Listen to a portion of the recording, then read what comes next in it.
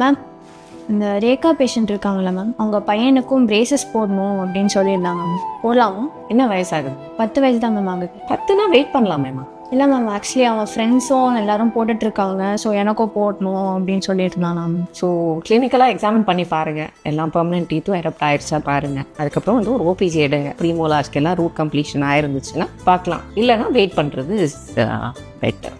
Ma'am, ஆனால் சில பேர் இது போட்டுட்ருக்காங்க, சில பேர் போடாமல் இருக்காங்க. என்ன மேம் டிஃப்ரென்ஸ்?